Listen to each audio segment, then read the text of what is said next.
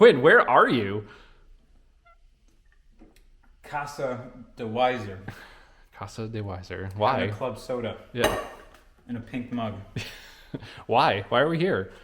We are here because Matchew has taken the noble road of finishing Project Exocet in his free time because my life sucks and I am always on the move and I don't have time for nearly as much Ricer stuff as I used to.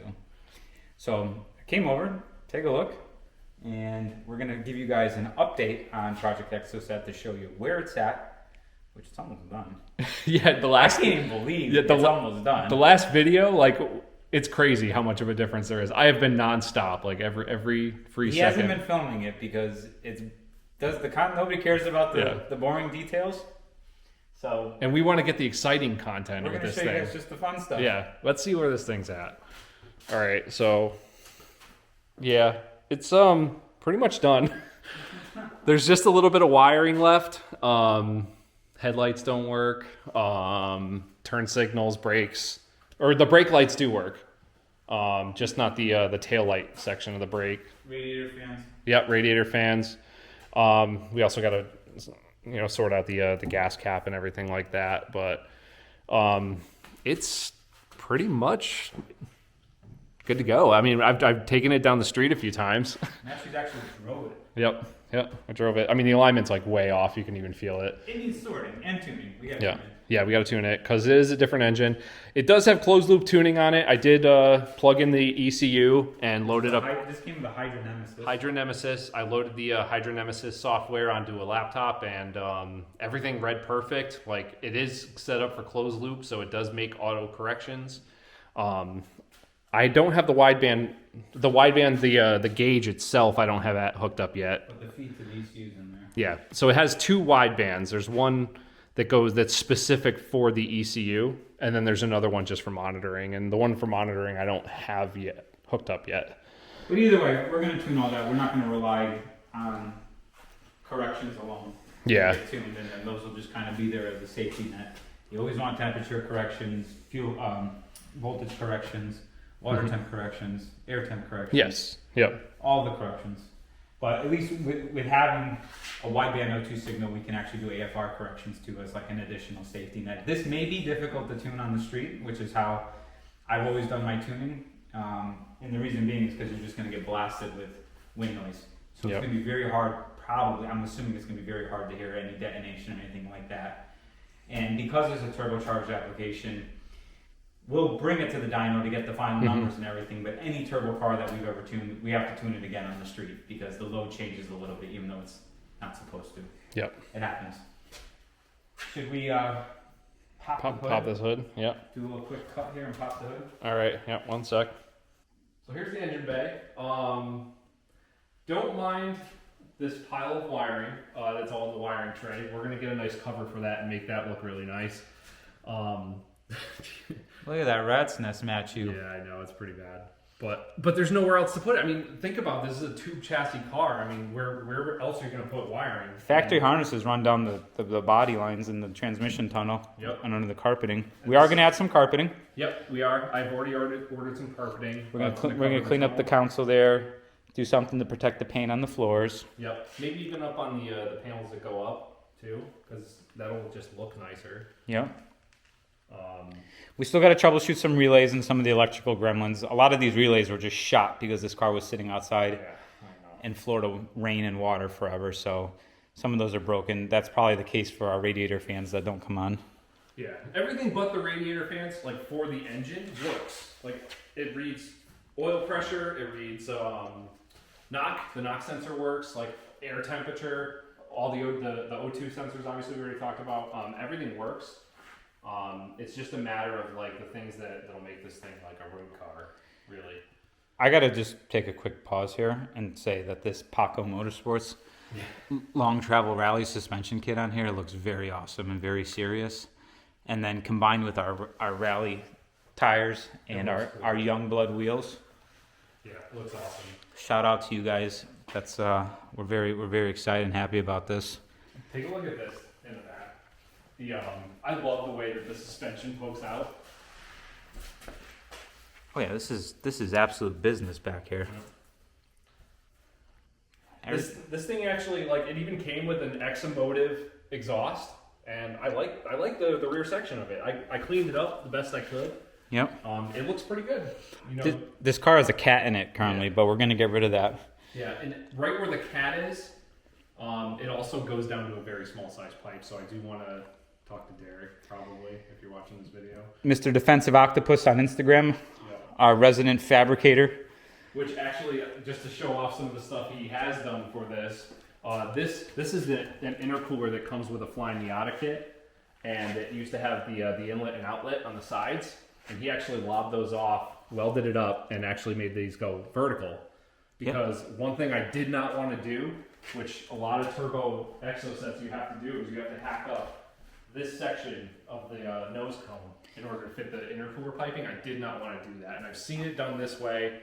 I'm still a little unsure. Quinn and I were talking about this earlier. I don't know about these pipes because they are. I actually was telling Matchew tonight I like them versus aluminum because silicone is always going to be there's going to be less heat soak in the silicone over aluminum. Yeah. Oh yeah. Definitely. And aluminum over time will corrode, which I don't know how much this translates on camera, but like it gets corroded and it just oxidizes, so it doesn't look too good. So I'm actually for leaving the silicone, especially the fact that we don't have to cut the nose cone. I think that's great. And those of you who are just tuning in, Derek has done, again, Derek, the Defensive Octopus on Instagram, he actually fabricated the whole cage from scratch on this car. Actually, his Instagram, he changed it. It's TDO_performance. Okay. Yeah. So Yeah, he did the cage. Like, this used to be just a roll bar. Yeah, this is not a factory Exomotive cage. This was all added on. When we got the car, it was literally just the row hoop section back here. All this forward and down and closing this in was done by Derek. Yep. So he's an awesome fabricator based here in Connecticut, and I highly, highly recommend checking him out and enlisting him for stuff. One more thing to show off that he does.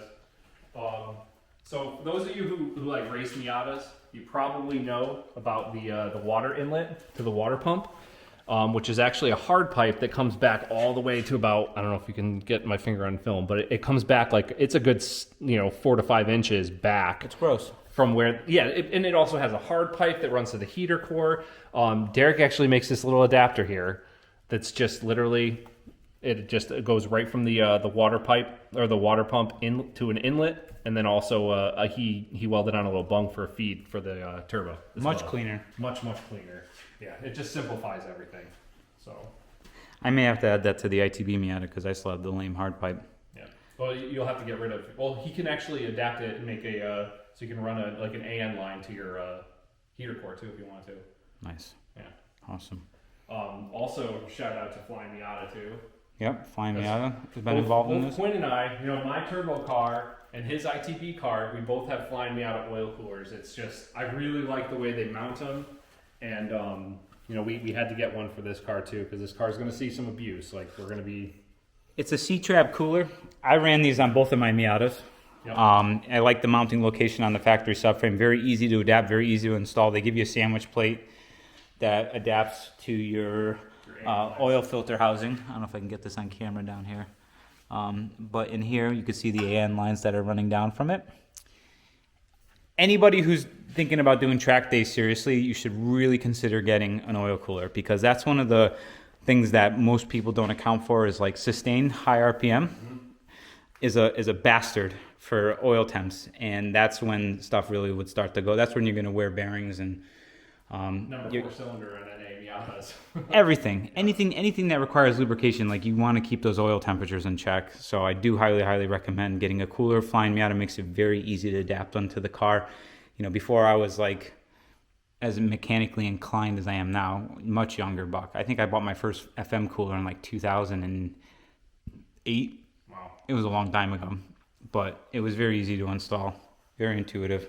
Oh yeah, they make a great fit. And we're running a Flying Miata turbo kit on here that came with the car. Yep.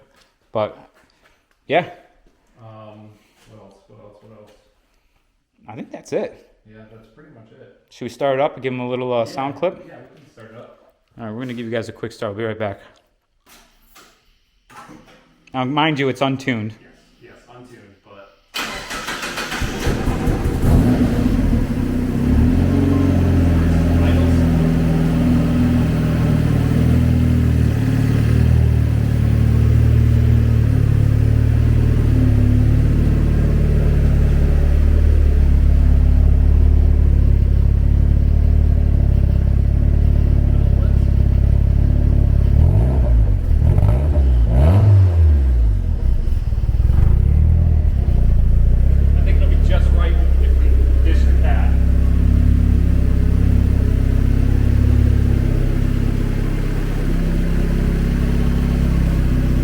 So what do you think, Quinn?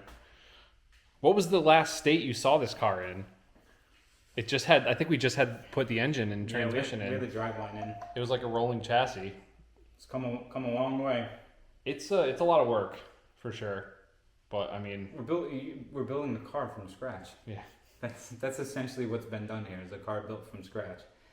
The other thing that we didn't mention before is we have to just take care of all the heat protection. Yeah. So we need a solution for around the downpipe to the brake master. Yep. And the lines there. Yeah, I put a little turbo blanket on here, which should help a little bit, but like... That downpipe comes really close to the brake master. Yeah. So that's got to get done. And just a couple other odds and ends. It's just a lot of buttoning up work, and that's boring and not exciting, and it's also tedious and long. Yep. But that's it. Project Exocet is going to be on the road. Yeah, we're going to get some content of this thing soon. driving this year. Let us know what you guys want us to see us do with this thing. We don't really know what we're going to do with it. Yeah. Well, I think once it's tuned and aligned and everything, we should just get it to one of Sandor's days at Lime Rock. We're going to do that. I think we should take it to drive-through. Oh, yeah, definitely. Oh, we're going to do stupid things on the road. Hop some curbs. Yeah. Maybe get in a high-speed pursuit. Remember like those getaway in Stockholm videos like Yes. way back in the day? I was in college when those were cool. Yeah, me too. It was like 2003, 2004. Yeah, that was sick. Maybe we should do something like that. Yeah. And just plan an off-road escape path. Yeah. Guys, thank you so much for tuning in. That is our update on Project Exocet. If you have any questions or comments, please leave them below. We'll do our best to answer them. Check out our webinars on slipanglemedia.com and check out Matchew's track photography, also available on slipanglemedia.com. You know, also, I want to shout out Matchew. to Alex, Modified Machines. Alex Like from Modified Machines, yes. I've been to a few of his days this year. They're all super fun. That's where we do all our testing at Lime Rock. Yeah, that Usually little during his course. days. Yeah, that little course and days through him, you get a lot of driving. It's a lot of fun. You got to check him You'll out. probably be exhausted by the end of the day. Yeah, it's too much driving for one day. So that's Alex Modified Machines. He puts on those days at Lime Rock. Lime Rock hosts their own days there, but Alex's are much cheaper. I'll just say that. So, yep. That's it for this one, guys. Thank you so much for tuning in, and we will see you in the next one.